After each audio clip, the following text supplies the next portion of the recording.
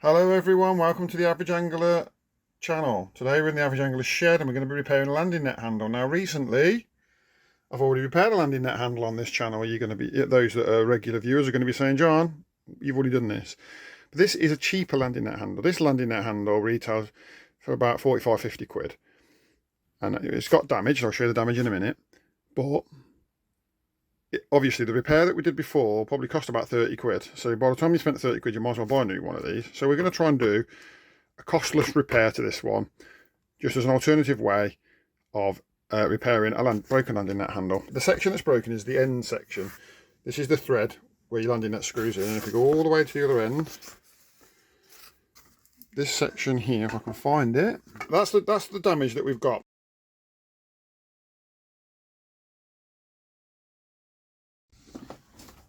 So the two main tools that you need for the job are some sharp scissors and some strong cotton thread. This is polyester. This says on there 100% polyester. I'm not an expert on threads. All I know is there's lots of it on here, so I know I've got plenty to work with, and it's strong, and I found it in the sewing box at home and I thought that'll do the job. So I mean, it's polyester, so you know, I'm hoping that means it'll be reasonably hard wearing.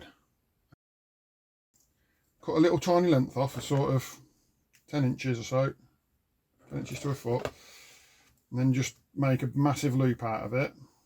So all I've done, if you've seen that on the camera, is I've got a loop there, and I'll show you what this is for. Those that have done whipping before will probably know what that's for.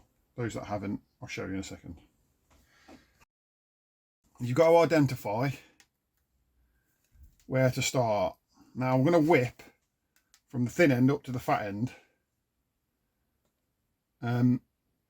and I want to overlap the crack, and I can see quite clear the crack ends here. I want to overlap the crack about half an inch or so, or an inch or so, and then I'm going to wind this cotton all the way up. But I'm not going to go right to the end because I'm worried it'll pop off the end. And I feel like if I come back half inch, quarter of an inch, I'll have enough of a gap to stop it whipping over the end. But I don't think it's going to compromise the strength. That's the plan. I'm going to show you now the process. It's very simple, but the start and the finish are the clever bits. How to start it and how to finish it, so it's nice and tidy, and everything else is just a case of whipping it around tightly. So what I've got here is a rag that I've wrapped around my pole section several times to protect it. I've put it in the vise and I'm holding it softly, so it's not hard enough. I can twist it still, but it won't slide. It doesn't move up and down. It's important because I want to be able to twist it, but I also want it not to move. Right, so I've put a bit of tape up here. Tape your cotton there. Come down to just below your repair where you're going to start and pinch it with your thumb. Keep it pinched with your thumb. And then wrap your first wrap in place, trapping that piece of cotton that you've just laid down the length of the section. Keep it lovely and tidy and tight. And you want to get, I don't know, 5, 6, 7, 8, 9, 10 wraps on before. So I'm keeping my pressure on this thumb here because it's stopping everything from getting twisted as well. This first bit's just kind of like getting it all trapped and nice. I've got quite a bit of cotton out at the moment and it's tangling, which it won't do eventually. Right. Now I should be able to let go of that and it won't move because there's enough wraps to have some friction. Okay, now note the way that I wrapped it. I wrapped it this way because now I can hold this tight in this hand and I can just twist the section and I can lay each wrap. And see, it's a little bit messy there, but I'm not going to undo it for that. And I can just lay each wrap up against the next wrap, up against the previous wrap, should I say, by twisting it, which means I'm in much more control now.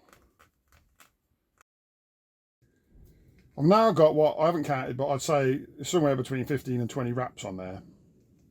And so what I can do now, put my finger on top of there to stop it coming unwound, and take off your tape. And then you can pull that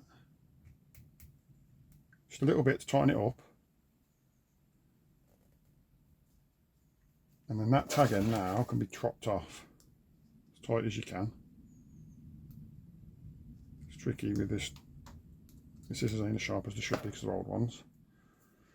And then you can just wrap him in, and that gives you a nice tidy start without a knot or anything. And you just carry on wrapping. So I hope you can see where we've got to. We're not quite up to yet. Just started to get to the bottom of the crack, and we've probably got over 20 wraps on there now, maybe 30 wraps.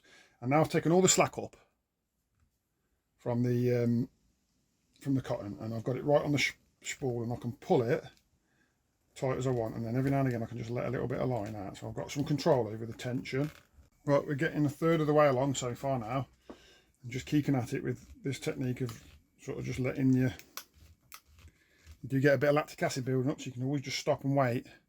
And if you get little gaps appearing that you're not happy with, you can push the whipping together, but always push it towards the thicker part. Don't push it towards the thinner part, so it'll just get looser.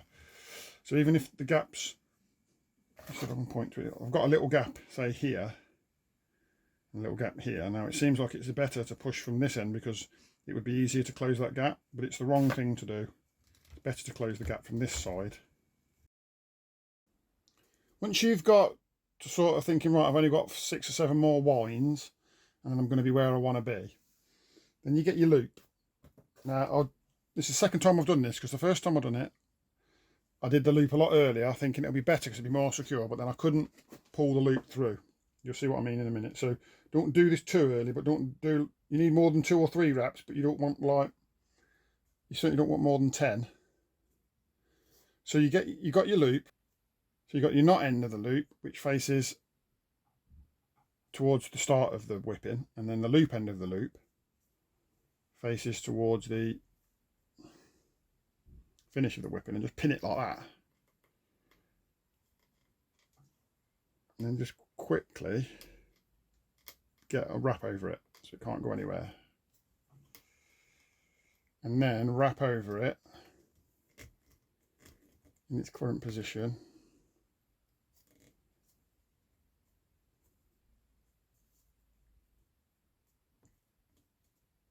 Wrap over it 7 or 8 times until you've reached your finish point now. Just can continue to wrap up this. I don't know, quite a few times I've gone around now. This one will be my last one. Then pin it with your finger or your thumb or whatever. And if you can, I mean, not, it's all twisted up, but I should be able to. Sorry guys, my loop's got messy. So my loop is all twisted and I'm struggling. I want to open the loop up so I can get the tag end through it. Stick my scissors in. Don't know why that's happened, but it has. So I just want to open the loop up, there we are, so I can see the loop. And then I want to pass the end of the whipping through the loop. Pull it all the way through. And then what I can do is I can pull the other end of the loop, and it should pull that whipping up, the end of the whipping up and out. See that? So it's pulled, it's gone back under itself there. Then you can cut that off tight. I've got some braid scissors here, but if you've got a little sharp standing blade or something, that'll work just as well. Now that gives you a nice tight finish at the end, and it can't come unwound because it's trapped. So that's the way to do it properly. Now, at this point, you can just leave it like that, but I think it'll probably come unwound quite quickly. If you don't like the colour of it, you can use a different colour thread, obviously, but if you ain't got the right colour thread, that'll take a black marker if you want a black marker and make it black. But what I feel like you need to do at this point is seal it. Now, we are trying to do a cheap repair. I've got the resin that we use on the part carbon fibre poles, and I could mix up some 2-part resin and paint it in, and then it would set really hard and it would be set in resin and it would be fine. But that's not really useful for someone that's trying to do a cheap repair. A good alternative would be 2-part epoxy resin like Araldite, something like that. You could use that. Or what I think I'm going to do is I'm going to spray it with a lacquer. I use this for all sorts of little different jobs.